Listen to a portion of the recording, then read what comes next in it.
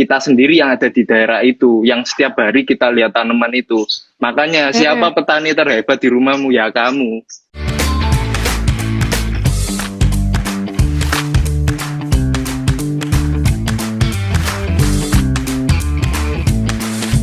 Halo semuanya Sobat GDM dimanapun berada, ketemu lagi di live Instagram session. Dan kali ini kita akan bahas satu topik yang banyak sekali di request, yaitu tentang urban farming. Tamu kita hari ini juga spesial banget, karena hari ini kita kedatangan tamu dari Infarm.id yang emang concern banget di dunia urban farming. Seperti apa ngobrol seru kita selama 1 jam ke depan ini. Jadi tonton terus video ini sampai akhir dan jangan lupa like, kemudian subscribe. Selamat sore, ini dari kami semuanya di GDM Agri, dan teman-teman di sini juga mungkin sudah join dan sudah nggak sabar banget kepengen kenal lebih dekat Mas Dewa, kerjanya Mas Dewa di Infarm, dan juga mungkin apa aja sih yang dilakuin selama berkecimpung di Infarm.id. Pertama-tama mungkin kita penasaran ya Mas Dewa ya, ini Mas Dewa itu sejarahnya nge-build Infarm ini tuh seperti apa dulunya? Setahun yang lalu ya Mas ya? Oke, ya setahun yang lalu itu saya mulai dengan teman-teman itu sebuah brand namanya Infarm.id. Nah awalnya kita nggak jual peralatan-peralatan untuk berkebun di rumah ya, tapi kita awalnya masuk ke hidroponik. Jadi awalnya kita membangun kebun hidroponik skala industri. Itu kita produksi sayur hidroponik di sana. Nah, tapi lambat laun sebelum pandemi, tepatnya 2 bulan sebelum pandemi, saya mikir kalau kita bisa bangun yang gede di perkotaan pun bisa, kenapa nggak kita bisa bangun juga di rumah per rumah? Betul. Contohnya aja di perumahan saya ada sekitar 50 rumah. Nah, bayangkan setiap rumah memproduksi sayurnya sendiri. Itu satu perumahan, belum perumahan yang lain. Nanti bisa 1 RW, 1 RT, terus meluas ke 1 kelurahan, terus ke 1 kecamatan. Nah itu akan sangat boom sekali, dan kita ketahanan pangan akan sudah bisa terjamin kalau bisa seperti itu. Nah pemikirannya kayak gitu. Nah setelah ada pemikiran gitu, saya akhirnya mulai dengan rumah saya sendiri. Nah saya mulai percontohan di rumah saya sendiri, saya bangun kebun. Sistemnya ya ada banyak, kami nggak terpaku dari satu sistem aja. Saya lihatkan kali ya Mbak ya. Oh nah, ini langsung ke kebunnya Mas Dewa sendiri ya, di rumah ini ya? Iya, itu ada kacang panjang, nah itu sayur-sayuran sono, terus itu ada buah jeruk di sono, pojok. Oh buah juga berarti. Ya. Berarti ini termasuk nggak ke tanaman sayur hidroponik aja ya berarti ya Mas ya?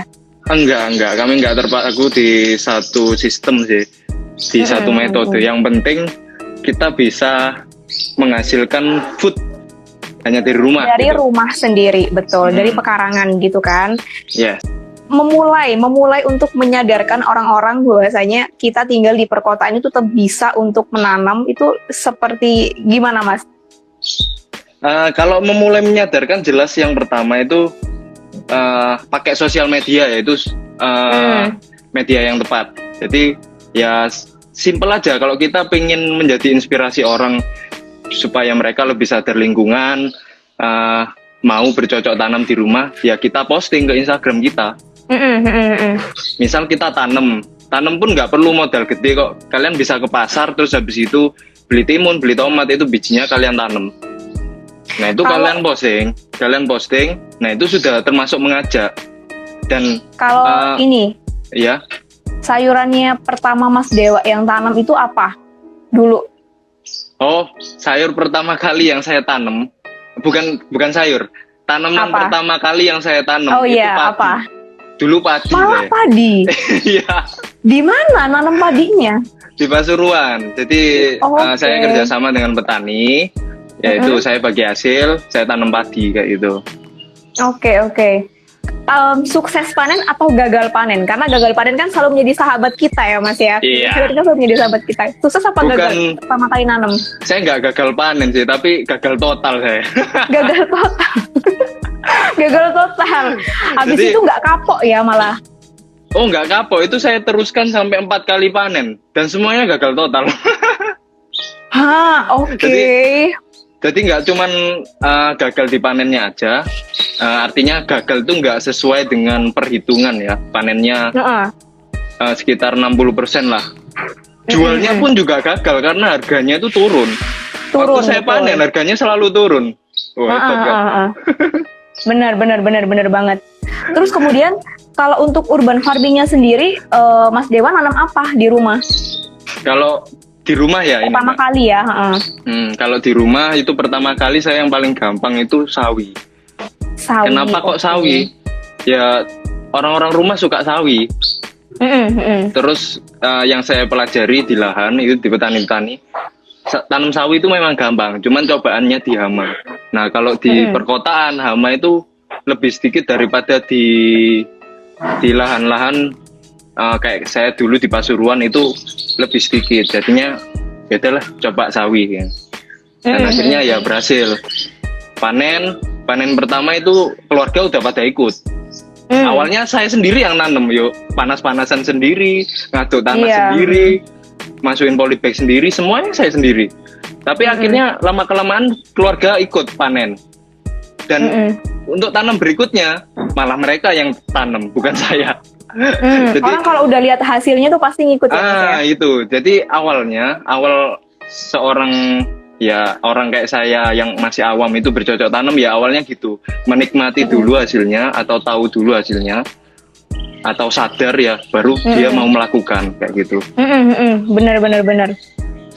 Terus menurut Mas Dewa, untuk tren urban farming yang sekarang itu lagi booming banget, apalagi di masa pandemi kayak gini. Kemarin tuh kami sempat ngadain campaign berkebun di rumah aja juga, dan sempat juga tuh ngehadirin beberapa artis kayak Kak Tantri Namira sama Kak Giring Ganesa juga sempat main-main ke GDM Agri juga, dan itu juga mereka semua nyontohin tentang berkebun di rumah aja gitu. Dan banyak style sih, kalau misalkan Kak Tantri Namira itu stylenya organik, kalau Kak Giring tuh stylenya hidroponik. Nah, menurut Kak Dewa sendiri, tren urban farming tuh sekarang kayak gimana? Nah, untuk tren urban farming sekarang ini sedang meningkat ya. Cuman masih belum puncak gitu. Oh gitu ya. Nah, suatu saat kita akan ada di puncak. Nah, itu jelas saya menantikan sih. Ketika kita berada di puncak, gimana sih masyarakat memandang lingkungan? Bedanya apa dengan yang sekarang? Terus rumahnya masyarakat itu akan jadi seperti apa? Terus cara pandang masyarakat tentang kesehatan, terutama makanan yang sehat itu akan seperti apa? Itu jelas beda. Nah, itu saya menantikan sih itu. Semoga bisa melihat. Yang paling kita notice itu sih masalah kesehatan ya Mas ya. Orang sekarang kan udah mulai sadar ya, hidup sehat, nggak sembarangan memasukin makanan ke tubuh mereka ya. Kepinginnya yang mereka tanam sendiri, tahu lah mereka ngerawat tanaman itu dari apa, kayak gitu-gitu ya. Ya benar Mbak. Gitu. Dan manfaatnya berkebun sebenarnya bukan cuma kesehatan aja. Apa tuh kalau yang Mas Dewa rasakan? Oh, kalau pengalaman saya ya. Saya semenjak ada kebun itu jadi punya tempat untuk merenung. Oke. Jadi kalau ada masalah ya simpel aja. Curhatnya ke daun. Langsung saya ke kebun. Ya, karena saya di sini juga menerapkan kebiasaannya. Jadi kalau saya sebelum nyentuh tanaman itu saya wajib untuk senyum gitu. Simpelnya kayak gitu.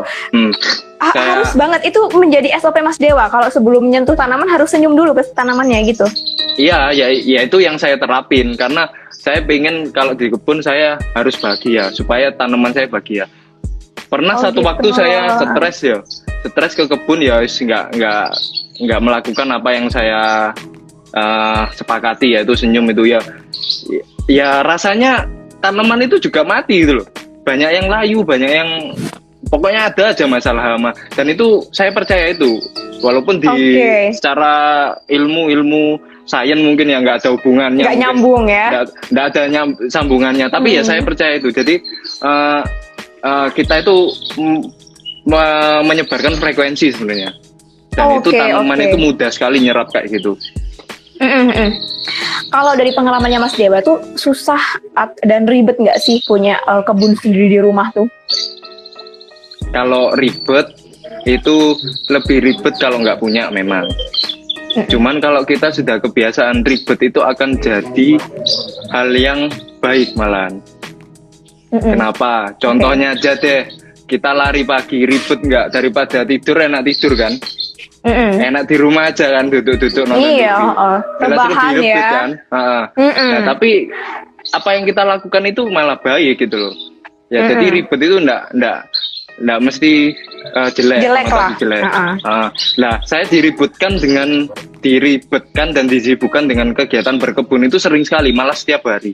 Tapi bagi saya itu hal yang baik karena sendi-sendi saya bergerak semuanya. Saya bisa kena matahari pagi. Saya bisa tanam tanaman, terus habis itu nanti panen saya bisa makan sayur yang lebih sehat.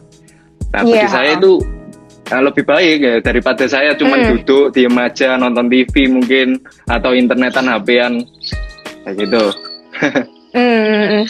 Sebenarnya kalau namanya satu pekerjaan namanya ribet atau enggak gitu ya, mungkin apalagi untuk yang pertama-pertama ya, mungkin harus belajar something new gitu ya. Cuman kalau sudah menikmati prosesnya, apalagi menikmati panennya sama seperti keluarganya Mas Dewa, pasti nanti udah nggak jadi satu keribetan lagi ya nggak sih kalau menurut saya sih. Oke. Terus ini biasanya kalau misal kita ngadain live yang berkebun di rumah aja, kalau Infarm itu motonya apa ya, tagline-nya? Everybody can plan. Sama aja sebenarnya. Jadi semua orang ya, nggak cuma petani aja ya, semuanya bisa tanam ya, gitu maksudnya. Iya benar. Nggak cuma orang dewasa aja, anak kecil juga bisa kok. Nah itu kan tagline-nya kan everybody can plan. Nah tapi kan biasanya kalau misal kita ngomongin urban farming gitu, yang paling teratas pollingnya, kendalanya itu pasti pertama nih keterbatasan lahan. Itu pasti banget tuh. Jadi alasannya orang-orang males nggak ada lahan, pasti kayak gitu, keterbatasan lahan. Yang kedua nggak ada ilmunya. Nah dua hal ini biasanya yang selalu jadi alasan mereka untuk nunda-nunda gitu loh. Kalau masalah keterbatasan lahan, Mas Dewa, ada apa ya tips atau yang pernah dilakukan nggak sih? Mungkin kan lahannya Mas Dewa luas, mungkin kan nggak semuanya punya lahan luas kan? Nah, ini saya sudah nyiapin pertanyaan. Udah nyiapin jawabannya. Karena memang dari polling itu Mas, itu tertinggi banget. Nah, ini tak liatin contohnya ya. Saya tanam di botol aqua. Ini saya taruh di jendela. Jendela Mas kan Dewa ada list. Apa itu? Ini basil, Mbak, basil. Ditanam di botol aqua bekas tuh ya? Botol aqua, dan saya nggak perlu siram karena ini otomatis nyiramnya. Ini pakai gini, otomatis. Ini saya tanam di jendela teman-teman, jadi jangan alasan nggak ada lahan. Ya ayo loh, udah disiapin Mas Dewa jawaban lo ya. Ada juga ini kalau mau panen sayur loh. Ini bisa ini sawi. Itu pakai kita apa? Juga bisa aqua bekas lagi. Ya, ini kalau solusi kalian nggak punya lahan. Sebenarnya bukan nggak punya lahan ya, tapi kalian jangan lihat kebun yang besar. Kalian lihat rumah kalian, mana space yang bisa dimanfaatkan. Jangan lihat kebun yang besar, jangan lihat sawah gitu. Oh besar, butuh lahan besar. Enggak, kita nggak butuh itu. Kita butuh itu space dan kreativitas, sudah itu. Dan ini saya liatin ya, kebun saya itu sebenarnya kecil, nggak sampai. Gede itu nggak sampai, ini paling cuman 4 kali 1,5 meter dan itu sudah bisa panen tiap hari. Saya tiap hari panen dengan rotasi ya, di sistem rotasi. Nah kalau mungkin kalian punya lahan 1 kali 1 meter ya tetap bisa ditanam, tetap bisa ditanami, cuman nggak akan bisa panen setiap hari sama kayak saya kayak itu. Cuman tetap bisa nanam teman-teman, yang penting space-nya dimanfaatin. Iya bener-bener. Atau juga kalau semisal nggak di botol aqua bekas gitu, mungkin bekas ciki-ciki kayak gitu kayaknya juga bisa ya Mas Tio untuk bisa banget tanaman kayak gitu ya nggak sih? Ada siapin lagi tuh kan. Ini di jus ini saya biasanya jus, ini microgreen. Ini microgreen sekarang lagi in juga, bener. Ada dari pertanyaan Kamil, Mas, tempat saya tuh kurang cahaya matahari tuh apa cocok nanam di rumah? Gimana Mas permasalahan itu? Ini saya nggak pakai cahaya matahari langsung. Jadi kok bisa sih? Iya bisa. Buktinya ini. Bukannya tanaman itu butuh cahaya matahari kayak jadi satu faktor ya Mas ya tumbuh sehatnya tanaman ya? Ya, kalau cahaya matahari itu memang butuh. Cuman sinar yang sinar ya kita bilang sinar itu ada yang langsung, ada yang tidak langsung kan. Nah, kalau ini saya tanamnya di teras yang ada atapnya ini. Saya scroll ya HP. Oh, itu benar. atap itu. Itu atas atap itu. Nah, ini nggak pernah saya pindah, tetap di sini aja. Nah, ini kalau yang sayuran kita bisa panen kecil gini, itu nggak butuh sinar matahari secara langsung.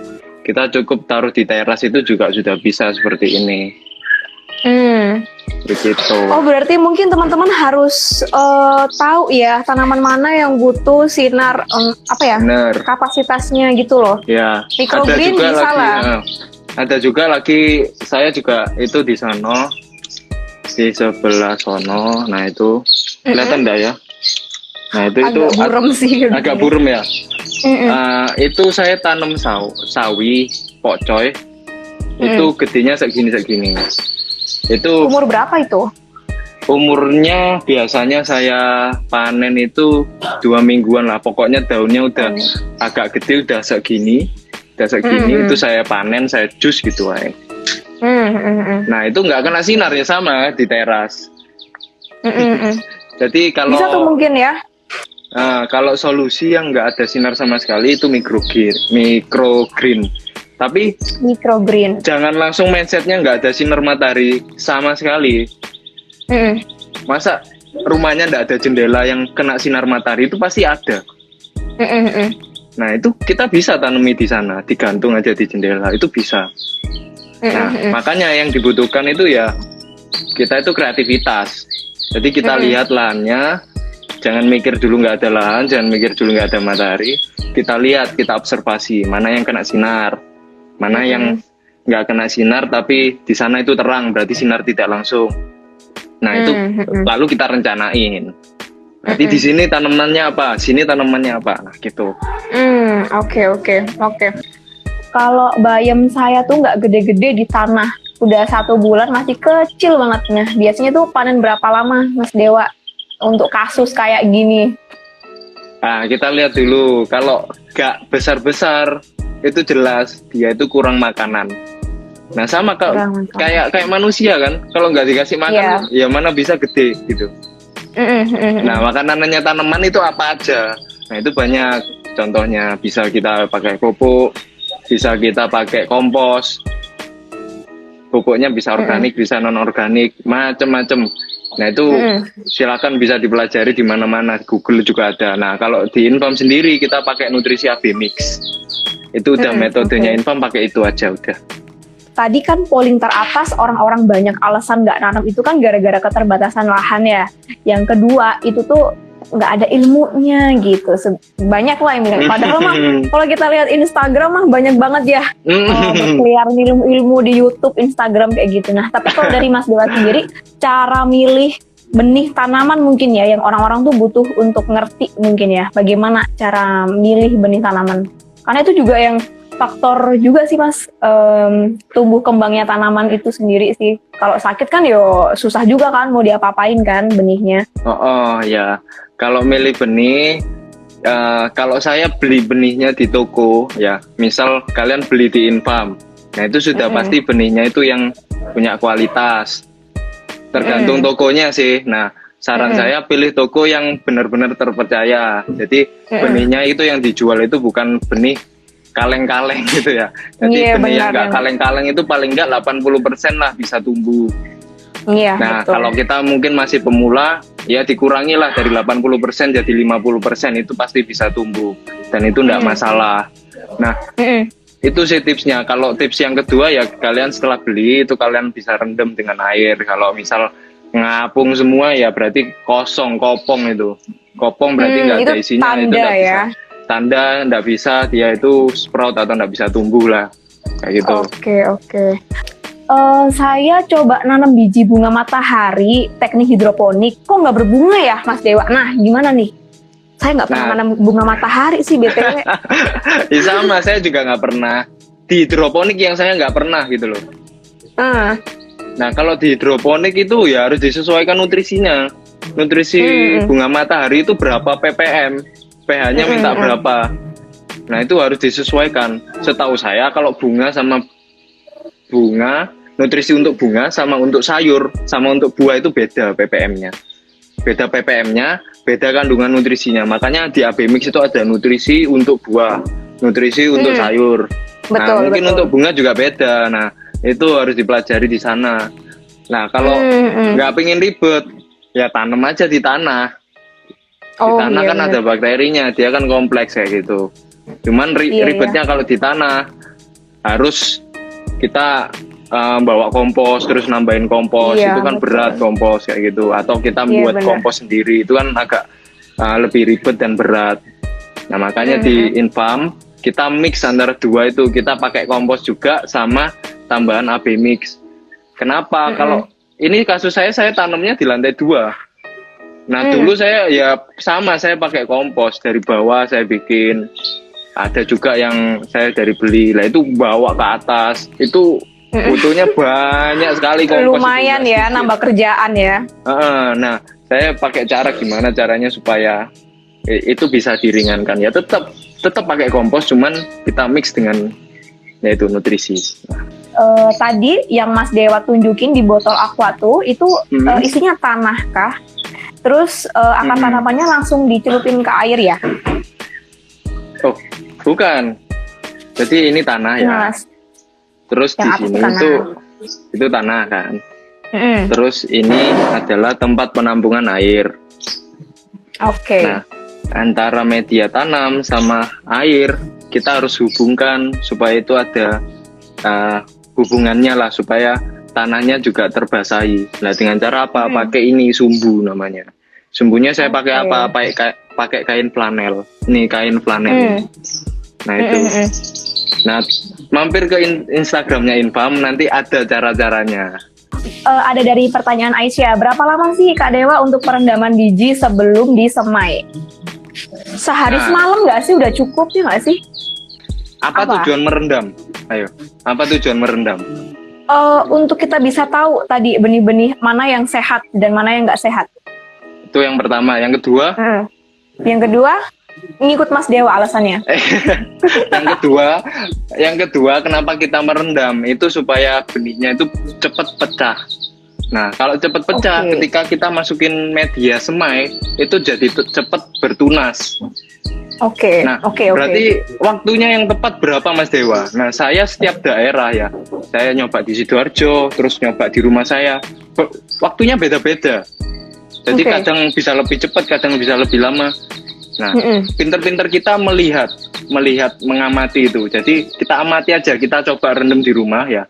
Dia benihnya mulai pecah-pecah itu setelah 1 malam, apakah setelah 1 hari, apakah setelah 2 hari. Nah, itu kita amati. Berarti paling minimal tuh sehari semalam, paling minimal ya? Saya kalau di rumah sini, kangkung itu 1 malam Mbak, sudah pecah. Nah, kalau di Sidoarjo mungkin beda, itu agak lebih lama. Makanya kita harus lihat di daerah mana. Di daerah mana airnya itu seperti apa, itu berpengaruh. Air di Surabaya dengan air di Sidoarjo itu beda. pH-nya beda, ppm-nya beda. Lah makanya nggak ada patokan di pertanian sebenarnya. Karena pertanian itu all about pengamatan kita gitu loh ya, nggak yang langsung nyamain. Alam. Jadi alam nggak bisa ditebak, yang bisa memprediksi nggak bisa ditebak, tapi kita bisa pelajari, kita prediksi itu ya kita sendiri yang ada di daerah itu, yang setiap hari kita lihat tanaman itu. Makanya siapa petani terhebat di rumahmu? Ya kamu. Tuh. Bukan saya, bukan Mbak E, bukan Mbak GTM, itu ya kamu petani yang terhebat di daerahmu. Kayak gitu. Kalau panen microgreen, dipotong daunnya aja kah?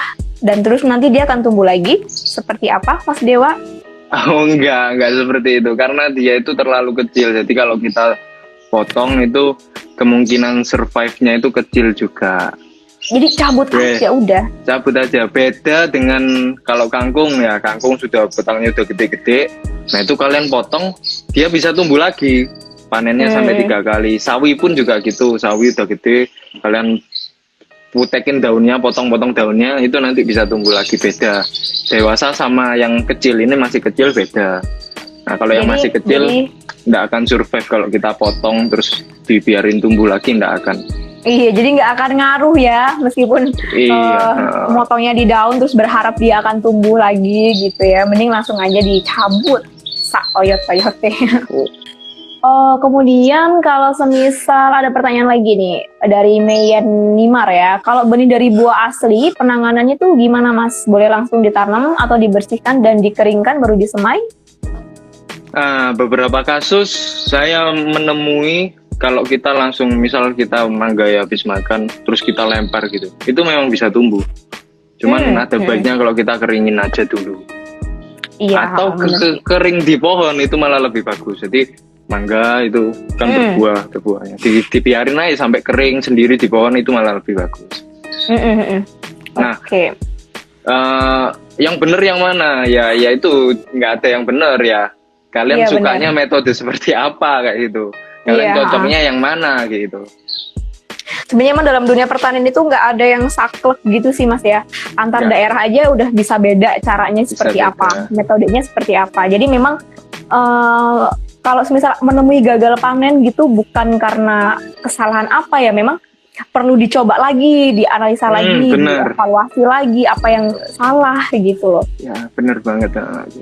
Apakah benar semai itu harus di tempat gelap? Dari Real Day 08. Oke. Apakah benar itu kalau semai di tempat gelap itu memang lebih efektif daripada semai di tempat terang?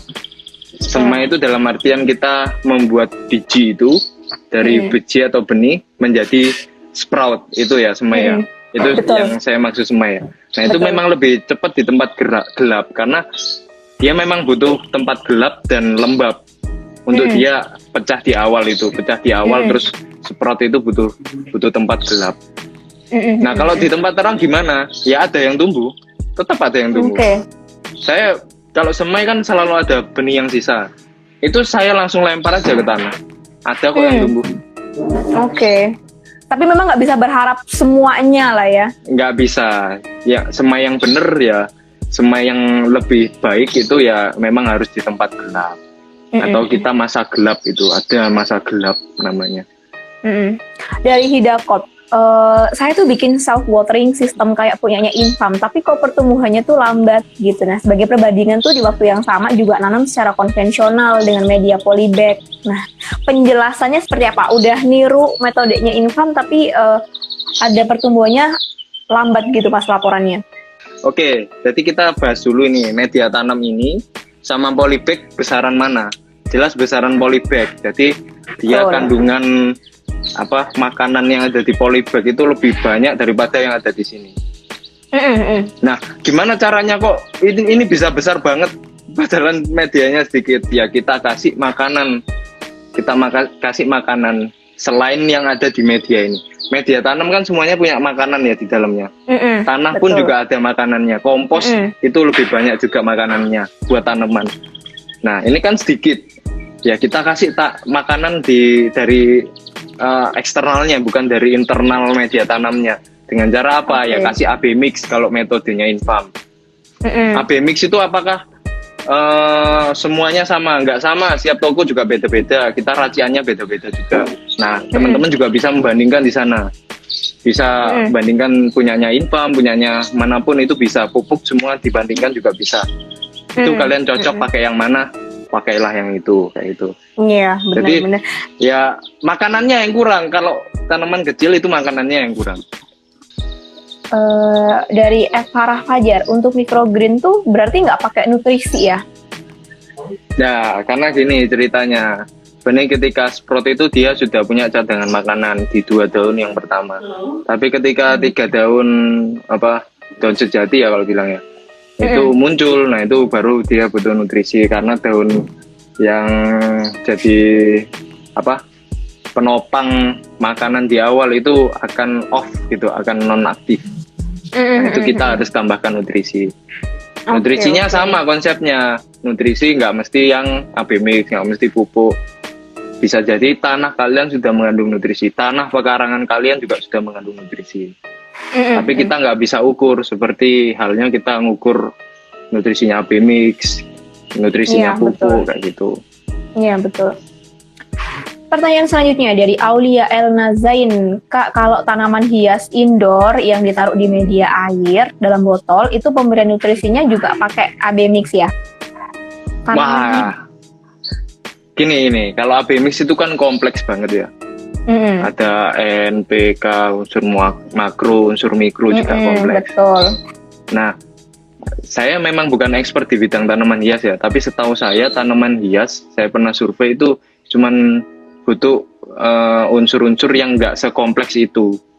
Nah, jadi pakai AB mix gimana ya, tetap bisa. Cuman mungkin pupuk khusus untuk tanaman hias itu ada yang sudah disesuaikan nutrisinya. Dari Mayen Nimar, apakah sekam bakar tuh wajib sebagai pencampur media tanam? Wajib sih kalau saya rasa ya. Kalau Gimana, kalau saya sendiri itu pernah pakai campuran sekam bakar kompos tanah versus sekam mentah kompos tanah versus lagi tanah aja versus tanah kompos.